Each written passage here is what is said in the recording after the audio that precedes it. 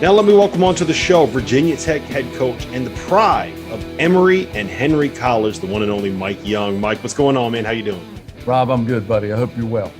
So I don't think I'm speaking out of turn when I say this. You've turned Virginia Tech around quicker than I think a lot of people maybe expected. In year two, in a league that has Duke and North Carolina and Louisville and Syracuse and Virginia and Florida State and Notre Dame, you finished in third place. And considering everything that went on in 2021 around the world, that's no small feat. So what's been able to kind of spur on this Virginia Tech improvement and this program's growth?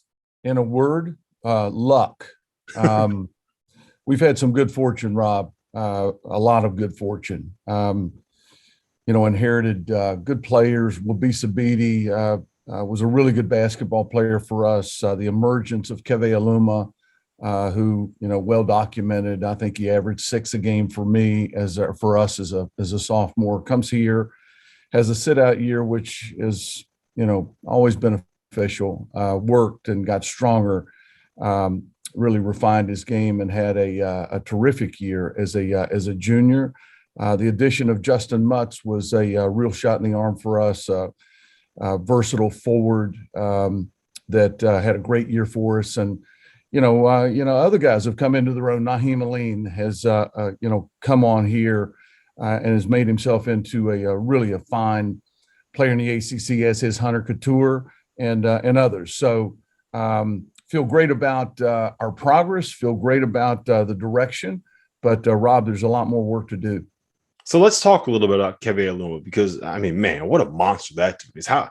How do you go from being a guy that averages my favorite drink 7-7 at Wofford to move up to the ACC and become, you can make the argument he was the best big man in the league, at least one of the best big men at the very least. So how do you make that improvement? Where did that come from? I think it came from all coaching, right? 100% the coaching. I'd like to try to convince you that it was all coaching. It was not. He was very new to the game and still is, Rob, and still coming into his own. He still has a high ceiling in terms of his development as a basketball player.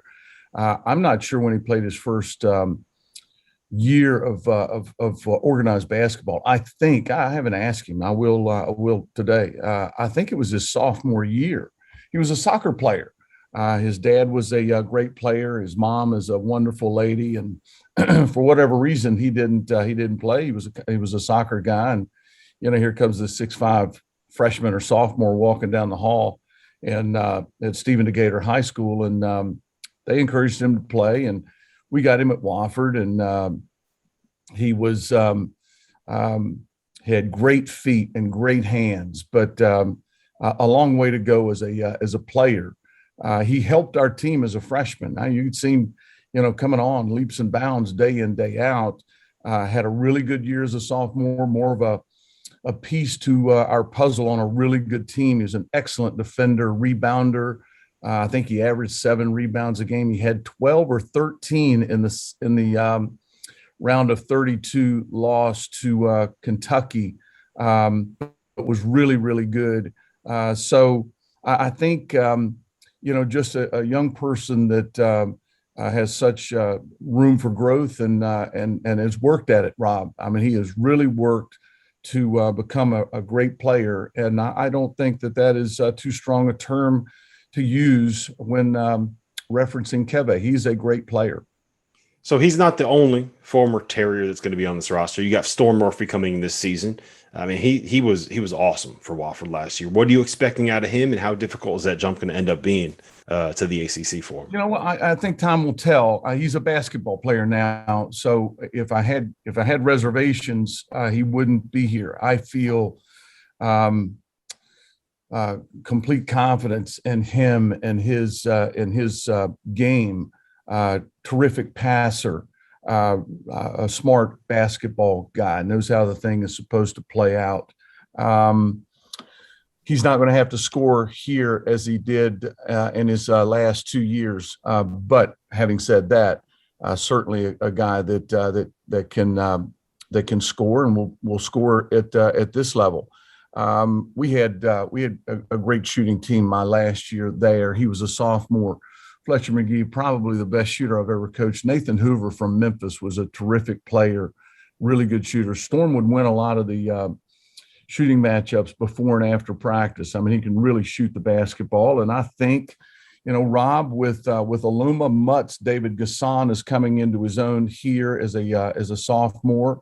I think another guy on the floor that can put the ball in the basket will be beneficial for us. So we look forward to the lineups that we can explore. Yeah, you just mentioned Justin Mutz. You mentioned Aluma. Those guys can shoot. Hunter Couture can really, really shoot it. Naheem Aline can really, really shoot it. Storm Murphy can really, really shoot it. All of a sudden, you're going to have 5 guys on the court that can make threes. You also have 2 big men that average more than 2 assists a game last season. So I want to know, how much fun are you going to have scheming some stuff up for these guys? I got to imagine you can get pretty deep in that playbook this year. Yeah, I'm looking forward to it. I would be. I am, and I have all sorts of things floating through my head. Aluma and Mutz, as well as Gasson, Rob, and you'll see him, coming on here. I mean, that kid has had a great spring, summer, fall, and is ready to take a legitimate step forward as a player at Virginia Tech. Those guys' ability to get out of actions and receive the ball and make basketball plays, whether that be by passing it or creating opportunities for themselves, is quite unique. I have never had in my career, 20 years as a head coach, I've never had lineups where I could have 5 guys on the floor that have the green light to shoot it, and I've got that, and it'll be a lot of fun. Now, can we stop people on the other end? And I feel good about that as well.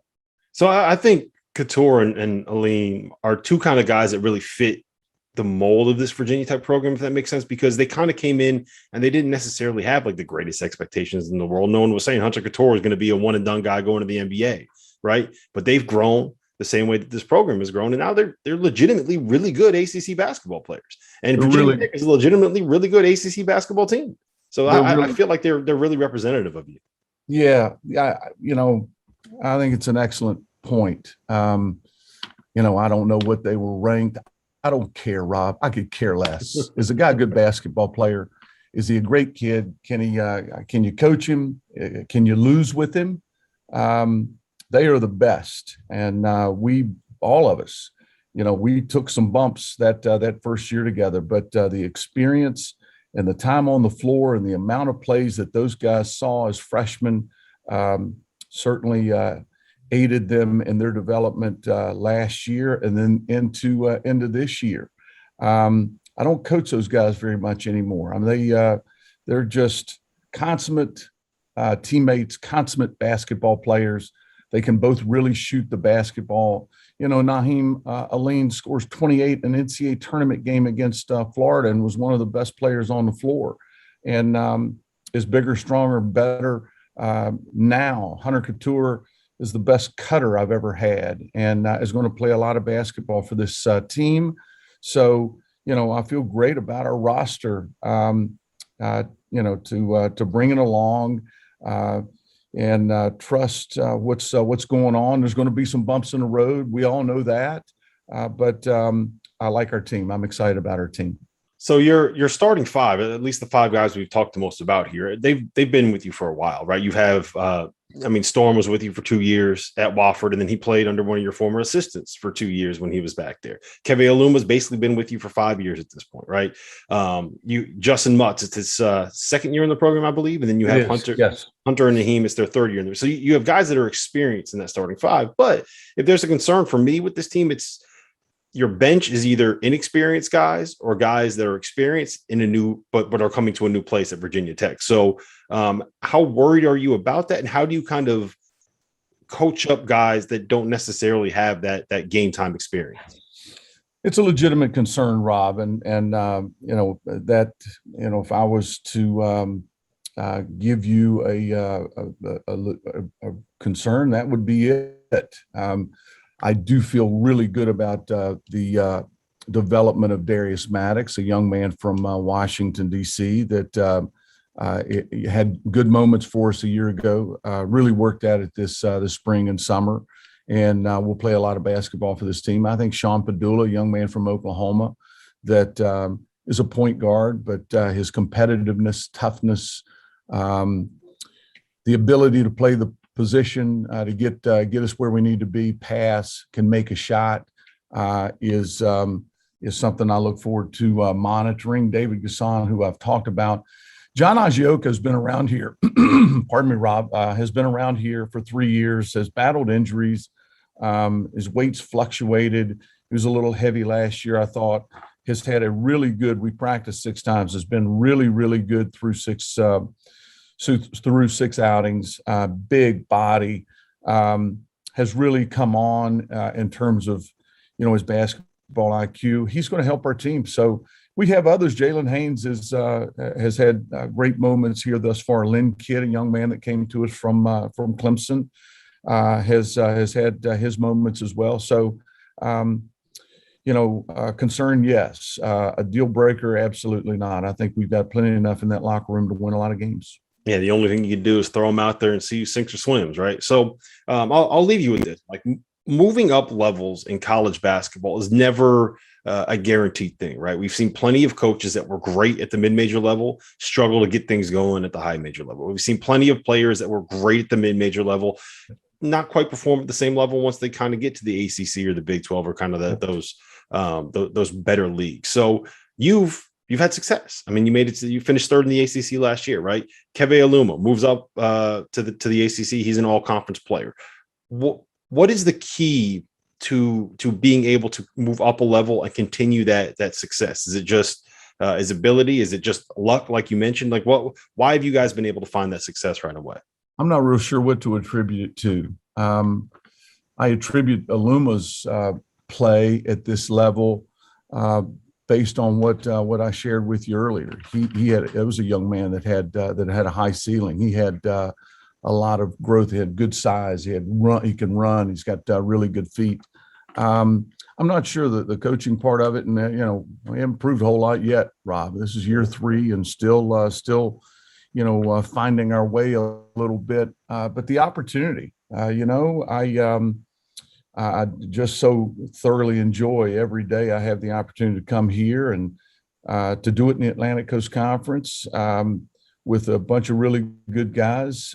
We haven't changed. I'm coaching the same way. I'm not doing anything differently today, October 7, 2021, that I did 5 years ago at Wofford. I'm having a great time. I'm surrounded by people that I admire, and every day's a holiday around here in Blacksburg, Rob. That's a great way to go through life, Mike. Listen, I appreciate the time and best of luck this season.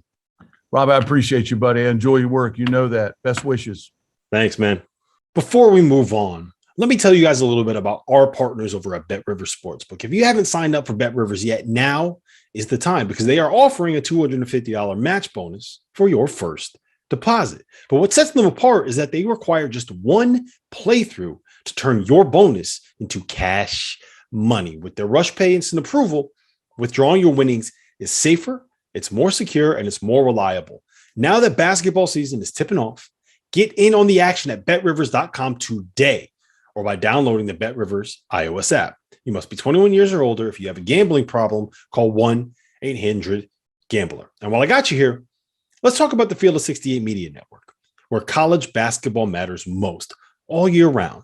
This is a digital media and podcast network that we've been building over the course of the last year. We have shows hosted by some of your favorite players covering the program that they love the most.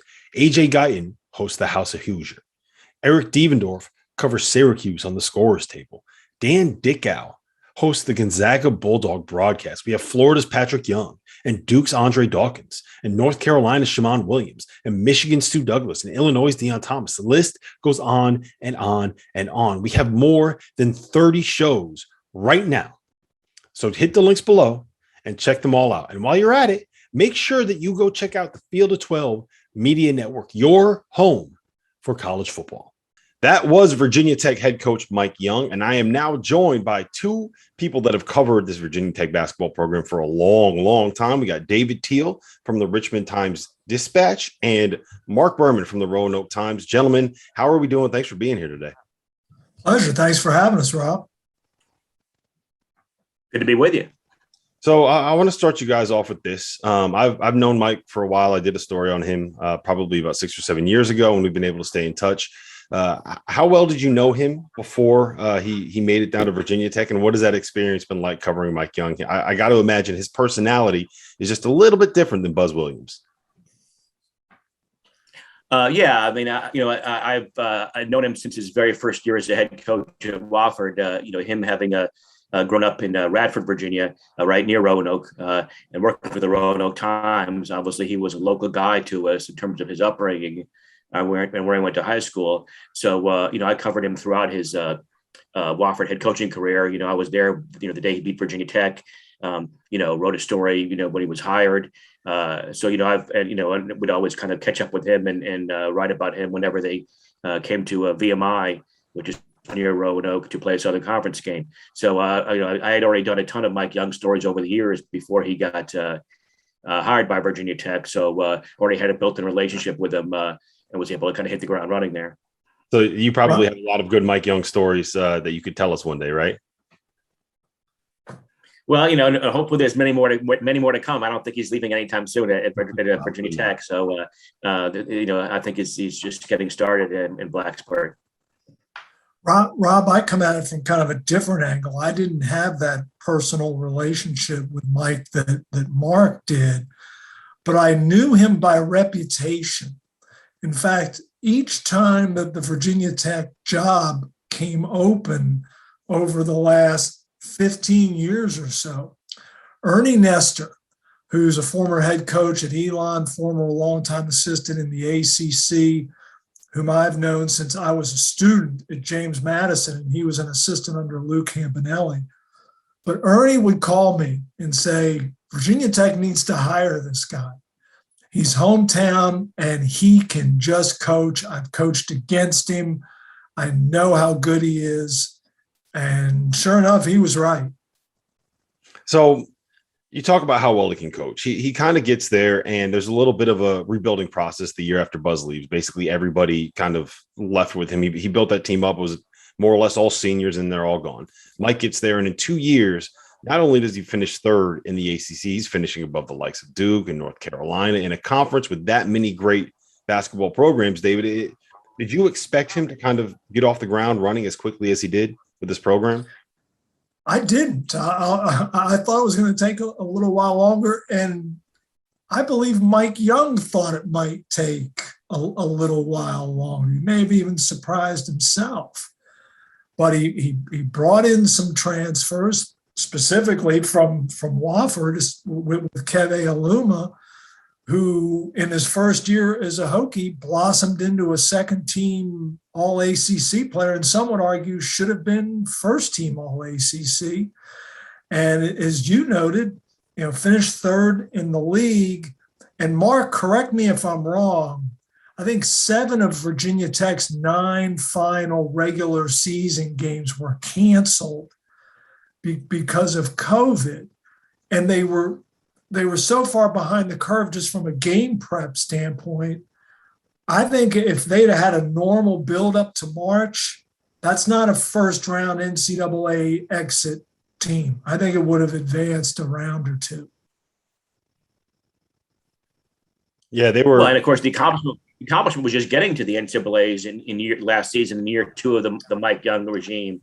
That's kind of a building block for what they're going to be this year. I mean, this year they're going to start 3 fifth-year guys and probably 2 juniors. And a school like Tech, that's the kind of year you build toward, and that's the kind of year when you have your greatest success usually. Buzz Williams got Tech to the NCAA's 3 straight years, but his best year, his last year in Blacksburg, when they got to the Sweet 16 of the 2019 NCAAs, that year that he started a 6th-year guy, a 5th-year guy, a senior point guard for most of the year, Justin Robinson, before he got hurt late, and he started a sophomore who was heading to the NBA and is now in the NBA with New Orleans, and Nickeil Alexander-Walker.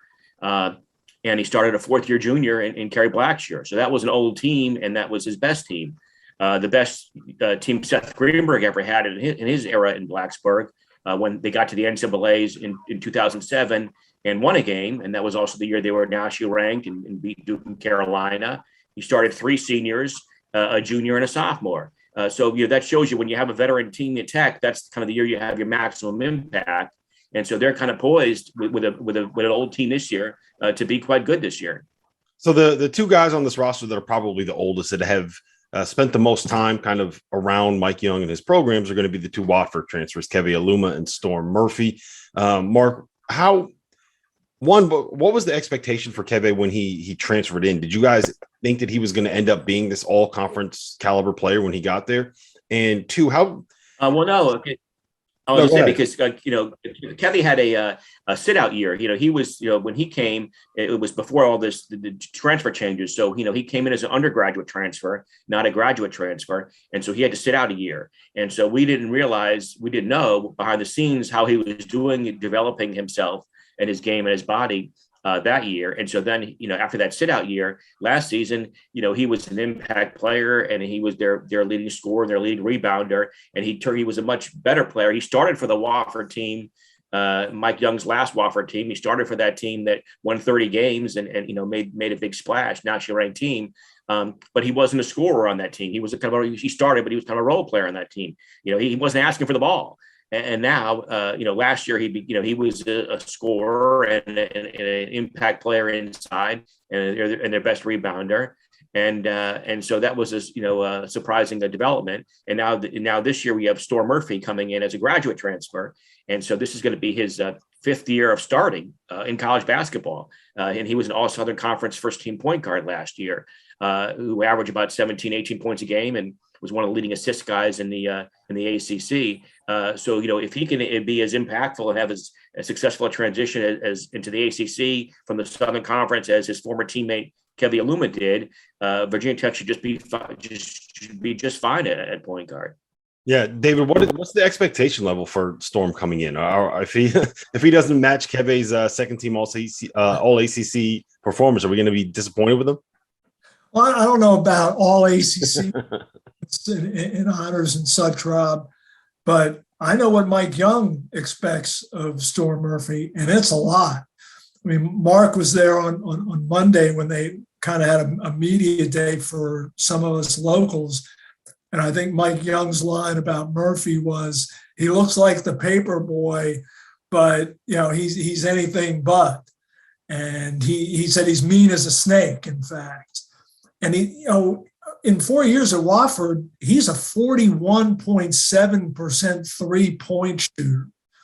And we know from Mike Young's tenure at Wofford, you look at Fletcher McGee, who's the NCAA's career leading 3-point shooter, that he really knows how to space and craft an offense for players such as that. And you surround him with guys like Naheem Aline and Hunter Couture and Justin Mutz and Aluma, who all can spread the floor because of their shooting range. And this roster just seems tailor-made for Mike Young's system. Yeah, he really does have the perfect kind of lineup for the team that he wants to play. I mean, he's got, you mentioned Storm Murphy, Hunter Couture, Naheem Aline, all those guys shoot better than 40% from 3. Justin Mutz hit 15 threes last year, and Keve Aluma, I believe, was 20 for 57 from beyond the arc. So you have 5 guys that can all make threes. You also have 2 centers that average more than 2 assists per game. So Mark, he can have a lot of fun kind of running out different lineups, different plays. He's going to be able to get pretty deep into that playbook this season. Yeah, I mean, he when I sat down with him last week on the first day of practice, he was saying that this is going to be the first time in his head coaching career that he's going to be able to put 5 guys out there that all have the green light to shoot threes.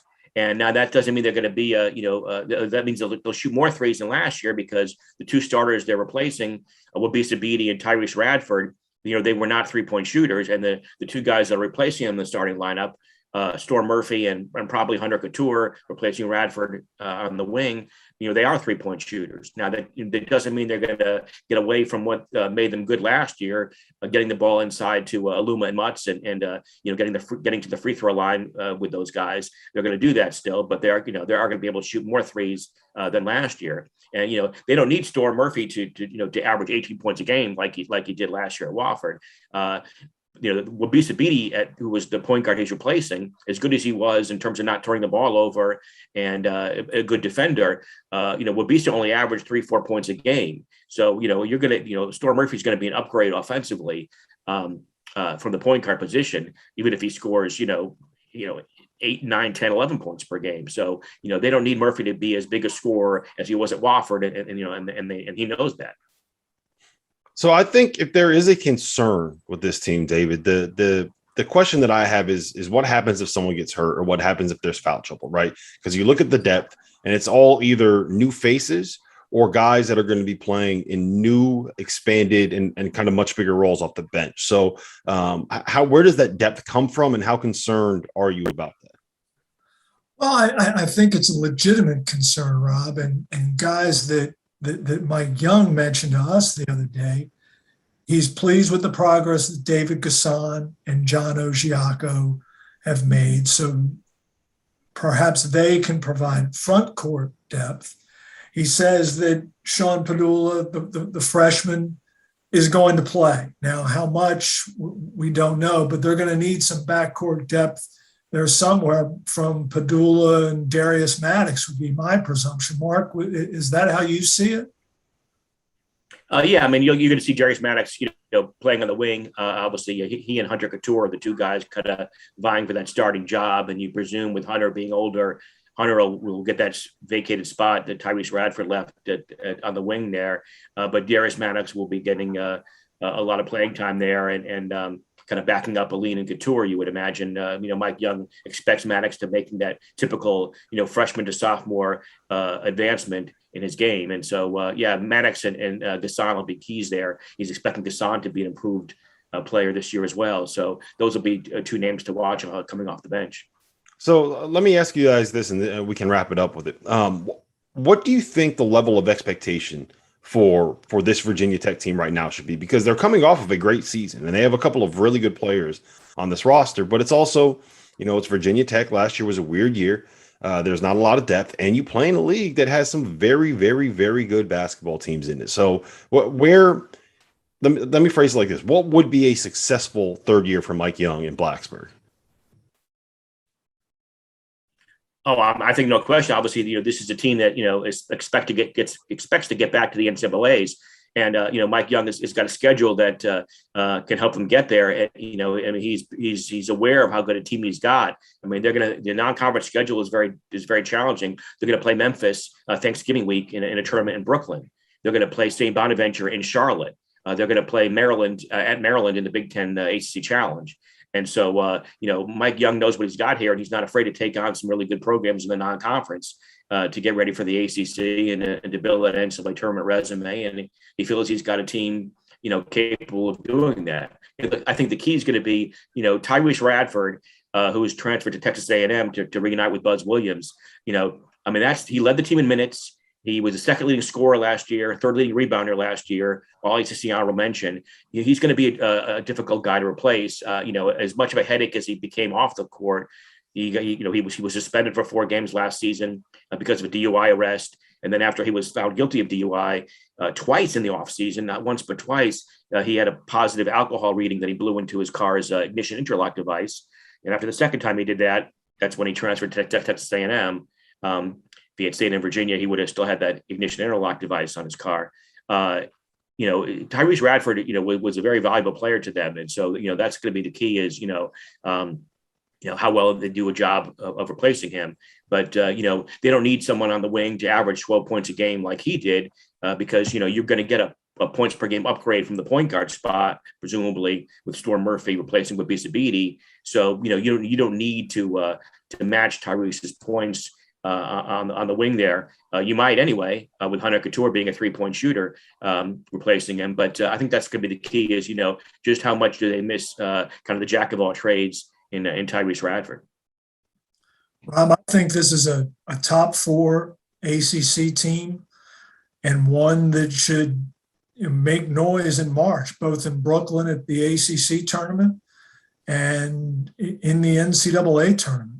It's built for that. It's got age. It's got quality, accomplished players who are confident. And think of this: if Virginia Tech makes the NCAA tournament, as I think we would all suspect it will, they would have played in the last 5 NCAA tournaments. Mm-hmm. The COVID year accepted, when they wouldn't have made the tournament either way. But the only other ACC teams that have been in the last 4 NCAAs are North Carolina, Florida State, and Virginia. And Virginia Tech's in that group. That's pretty good company. Yeah, that's not a bad one. This is an old team. I love old teams in March, and this in the ACC. I mean, it's kind of a wide open year. I mean, Tech returns 3 starters from a team that made the NCAAs last year and is bringing in an all conference player in Storm Murphy to add to that bunch. This team should do, and this is probably a team that is not going to get picked first or second in the ACC, may get picked at the bottom of the top 25 or miss it. But don't sleep on these Hokies. This is an old team, and it may not have McDonald's All-Americans like Duke, but this is a team that you're not going to want to play in February and March. Yeah, I think that Duke is probably the best team in the league. Just the talent level is unbelievable, and just wait till you guys see Paolo Banchero. He's a lot of fun. He's very, very good. But I don't see any reason why Virginia Tech can't be as good as anybody else in the conference. And I do think that with the way that they could shoot, they're going to pick off some people, right? There's going to be nights when they hit 16, 17, 18 threes, and when they're making their shots, I mean, they're not going to be easy to guard. They're going to be a really tough team to defend. Well, and the reason they were better in year 2 under Mike than they were his year 1 was because they were more of a, they weren't relying on the 3-pointer exclusively. The Kevi Aluma and Justin Mutz, who joined the team last year as a grad transfer, and Aluma, who was playing after his sit-out year, those guys gave him an inside game, getting the ball inside. They were getting the free throw line more because guys were getting fouled. And, and they're going to still have that this year. They're going to be able to get you inside and outside. And the schedule rotation does the Hokies a little bit of a favor too, guys. The 4 teams that rotate on this year that the Hokies play home and away on a rotation basis. They always play Virginia, Miami home and away. But the 4 teams that rotate on are Georgia Tech, North Carolina, NC State, and Pitt. I mean, no offense, but that's not Murderer's Row. No. And don't forget that non-conference schedule. Even if these guys, just missed out on getting ranked in the preseason top 25, because people are like, well, I don't know, they're missing Radford. With that non-conference schedule, if you beat Memphis and Brooklyn, if you beat St. Bonaventure, if you go to College Park and beat Maryland, you've got some opportunities to, get yourself ranked in the non-conference, and then, kind of just stay rolling in the top 25 all season. Yeah, that's basically what they did last year, right? When they went and they beat Villanova in was that Mohegan Sun? Is that where that was? Yeah. Mm-hmm. Mohegan Sun. Yeah, that was the shocking, eye-opening win early last season. Yep. Well, listen, guys, I appreciate the time. This Virginia Tech team is always going to be fun to watch because of the way that they shoot, and they are always going to be fun to cover because Mike Young is one of the best characters in college basketball. I appreciate the time, guys. Thank you, Rob.